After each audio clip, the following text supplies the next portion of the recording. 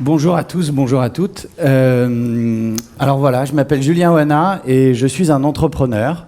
Ça fait maintenant un peu plus de 12 ans que j'entreprends, que j'ai monté un certain nombre d'entreprises et je suis passionné par la manière dont fonctionnent nos organisations. Alors, je vais essayer de faire que... Voilà. Et donc j'ai étudié pendant toutes ces années la manière dont fonctionnaient nos organisations et plus particulièrement la manière dont les gens se comportent dans les organisations. Et j'ai identifié avec mes associés 4 piliers qui nous permettent finalement d'évaluer la façon dont les gens agissent, pourquoi ils agissent de cette manière. Le premier de ces piliers, c'est la nature des liens qui unissent les individus. Alors nous, on utilise un outil qui s'appelle le don. Le don et le contre-don, c'est tout ce qui relève de la dimension informelle au travail. Pourquoi les gens font les choses sans qu'on leur demande. Mais il y a un autre pilier qui nous intéresse et qui va être ici, aujourd'hui, l'objet de ma présentation, c'est celui de la posture de ces mêmes individus quand ils sont confrontés à un problème et qu'ils doivent le résoudre ensemble. C'est ce qu'on appelle la négociation. Il y a 2 autres piliers qu'on étudie habituellement, qui sont la structure du travail, la façon dont les règles et les processus sont mis en œuvre dans une organisation. Et le dernier, c'est la culture de l'entreprise. Oups, il a disparu. La culture de l'organisation et de l'entreprise, c'est-à-dire la manière dont on exerce et on perçoit le pouvoir, et notamment dans la question de l'autorité, du management.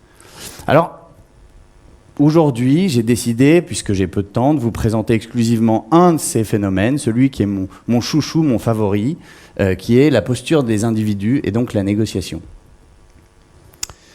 Depuis plusieurs années que j'accompagne des entreprises, que je forme des étudiants, mais aussi des professionnels sur ces sujets de négociation, j'ai lu beaucoup d'ouvrages et j'ai entendu dire, et à chaque fois je l'entends répéter, qu'on ne naît pas bon négociateur, mais on le devient. Comme si tout s'apprenait. Eh bien en fait, je m'inscris en faux de ce propos, puisque j'ai envie de vous le dire, pour moi, dans les entreprises, dans tout ce que j'ai vu, le meilleur... ça va un peu vite, le meilleur négociateur du monde a 5 ans. Je suis papa d'un garçon de 5 ans et je peux vous dire que le meilleur négociateur du monde a 5 ans. Il obtient de nous à peu près tout ce qu'il veut. Alors j'ai cherché à comprendre pourquoi le meilleur négociateur du monde avait 5 ans. Alors avant de rentrer dans l'âge du meilleur négociateur, ce que je vous propose, c'est de faire un petit exercice sur ce qu'est la négociation. Je vais vous demander de vous mettre en situation et de vous imaginer dans un cadre assez agréable. Vous êtes avec des amis à table, en train de dîner, dans un mariage ou dans une fête, quelle qu'elle soit.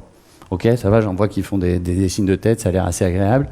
Et là, vous avez des enfants qui courent autour de vous, donc vous êtes en train de boire, tout se passe bien. Vous avez des enfants qui courent autour de vous et qui sont en train de se battre pour une orange. Et un enfant qui dit « C'est mon orange !» L'autre dit « Non, c'est à moi ! Non, c'est à moi !» Qu'est-ce que vous faites? Oui, je coupe l'orange en 2. Alors, nous avons, comme dans toutes les audiences, les adeptes du compromis. Hein? Et n'oubliez jamais que dans compromis, il y a promis. C'est important. Couper l'orange en 2, comme Salomon à son époque rendait la justice en voulant couper le bébé en 2. Qu'est-ce que vous pouvez faire d'autre que de couper l'orange en 2? Alors, on va revenir après sur les gentils, ceux qui achètent une deuxième orange, d'accord? Nous, entre nous, alors, vous le verrez, on les appelle les doux, d'accord? Mais entre nous, on les appelle les moutons. C'est ceux qui sont prêts à se faire tondre. Donc, ils se lèvent de table. Et pour résoudre le problème, finalement, ils vont chercher une deuxième orange. Tout à l'heure, j'ai entendu quelqu'un d'autre qui disait « Moi, l'orange, je la prends, je la mange. » C'est ceux qu'on appelle les durs. Moi, j'aime bien les appeler les tout pour ma gueule. C'est comme ça que ça se passe. Je vais t'expliquer la manière dont on va régler les problèmes. C'est tout pour moi. Ce qui est à moi est à moi. Ce qui est à vous est négociable. Alors, on l'a vu, il y a ceux qui vont chercher une autre orange, les doux. Et puis, il y a un 4e style, un peu particulier celui-là, mais en général, on l'entend plus quand on a affaire à des papas.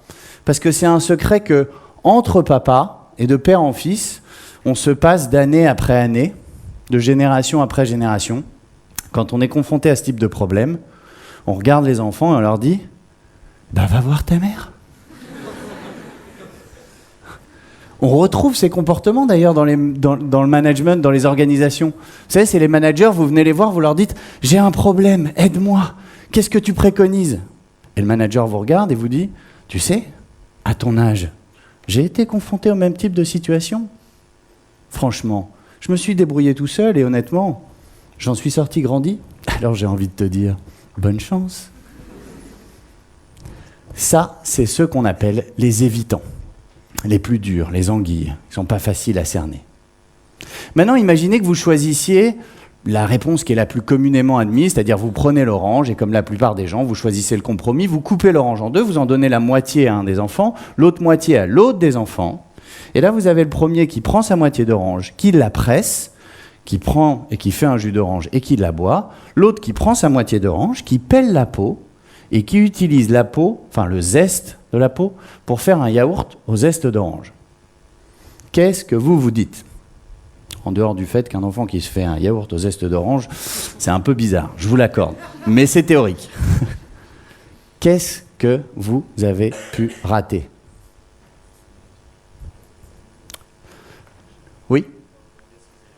Exactement. Poser la question qui est la moins utilisée dans le monde des entreprises et des organisations, la fameuse question du « mais pourquoi veux-tu cette satanée orange ?»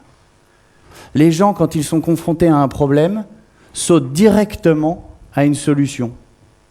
Ne posent pas la question de savoir pourquoi, quels sont les enjeux, quels sont les intérêts, quelles sont les motivations. C'est ce qu'on appelle en négociation l'approche orientée solution. Chercher à comprendre plutôt que de vouloir convaincre. Cette approche orientée solution, elle se définit à travers 3 qualités essentielles. La première, c'est la curiosité, la volonté de comprendre, de poser des questions. La seconde, c'est la créativité, la capacité à imaginer des solutions qui satisfont le plus grand nombre autour de la table. Et la troisième, c'est la sincérité. Parce que pour être efficace dans la recherche de solutions et dans la volonté de comprendre, eh bien, d'une certaine manière, il faut être authentique. Il faut vraiment vouloir résoudre les problèmes. Eh bien, ça tombe bien, je vous le disais tout à l'heure, le meilleur négociateur du monde a 5 ans. Et il y a une étude qui est sortie il y a quelques années aux États-Unis qui a permis de faire émerger 3 phénomènes. Le premier, c'est le nombre de questions que l'on pose par jour à 5 ans, à 8 ans et à 44 ans.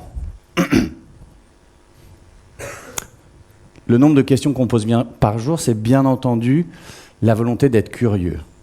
Et on voit que c'est quand même assez significatif. On perd notre capacité à poser des questions. Alors, ça peut s'expliquer par toute une série de phénomènes. L'école conventionnelle, le fait que dans un groupe, on n'ose pas poser des questions, lever la main, c'est pas toujours très bien vu. Voilà. Le monde dans lequel on vit ne favorise pas le fait de s'interroger, de poser des questions. Le deuxième facteur qu'ils ont étudié, c'est le nombre d'idées nouvelles qu'un enfant à 5 ans, 8 ans et 44 ans, enfin, on est des grands enfants à 44 ans, a par jour. Et là, de la même manière, on passe de 98 idées nouvelles par jour à environ 6 idées nouvelles par jour à 44 ans. Et le dernier, c'est le nombre de rires qu'on entend par jour, qui pour moi est lié à la sincérité, l'authenticité, la capacité à créer du lien. Et on voit bien qu'on est à peu près dans les mêmes phénomènes, puisqu'on perd cette capacité à travailler sur la relation et le lien. Donc, j'ai envie de le dire, le meilleur négociateur du monde à 5 ans, puisqu'à 5 ans, on a toutes les qualités, la curiosité, la créativité et la sincérité. Mais au-delà de ces études théoriques, j'ai une preuve. J'ai une preuve parce que j'ai pris ma plus belle leçon de négociation avec mon neveu Solal, quand justement, il avait 5 ans. Il faut vous imaginer qu'à cet âge-là, moi, j'étais pas encore papa, et je suis allé le chercher à l'école, et je suis allé le chercher malheureusement à la maternelle, avec une poussette. J'arrive avec ma poussette devant l'école. Grosse erreur. La honte. Je viens le chercher avec une poussette devant l'école. Là, il me voit au loin. Il court. Il passe à côté de moi. Et je le vois commencer à courir partout autour de moi, à faire des gestes dans tous les sens et à tout faire pour m'éviter. Je vois qu'il commence à se rapprocher de la rue et je l'appelle et je lui dis « Solal, Solal, viens ici !» viens donner la main à tonton. Il me regarde. Non. Et il continue de courir. Solal, viens ici. Viens donner la main à tonton. Et il continue. Non. Solal, tu la vois, la giroflée à 5 pétales? Viens ici tout de suite et donne la main à tonton. Et là, il se pointe en face de moi, il met les 2 mains sur les hanches, il me regarde, il me dit « Ah ouais? Et pourquoi je devrais donner la main à tonton ?» Alors, ça faisait quelques années quand même que j'enseignais la négociation, et je me rends compte qu'en fait, j'étais en train de faire ce que je reproche à la plupart des participants qu'on a en formation, c'est d'exiger quelque chose, de le demander, sans expliquer réellement pourquoi, sans motiver ma demande. Donc je me mets à côté de lui, je m'accroupis et je lui dis « Tu sais Solal, il y a la route juste là, tes parents t'ont confié à moi et moi j'ai peur, je suis inquiet pour toi. S'il y a une voiture qui arrive, je veux pouvoir te protéger et te prendre à côté de moi. » Et il me regarde, il me dit « Ah ouais? Eh ben, si au lieu de te donner la main, je tenais la poussette pour traverser la route ?» Alors, en termes d'éducation, il ne faut pas dire oui tout de suite. Mais je venais de prendre pour moi ma plus belle leçon de négociation avec mon neveu Solal de 5 ans. Il avait fait preuve de curiosité en cherchant à comprendre ce qui me bloquait. Il avait fait preuve de créativité et il le faisait avec beaucoup de sincérité et d'authenticité. Je l'affirme donc, le meilleur négociateur du monde à 5 ans. Je vous remercie.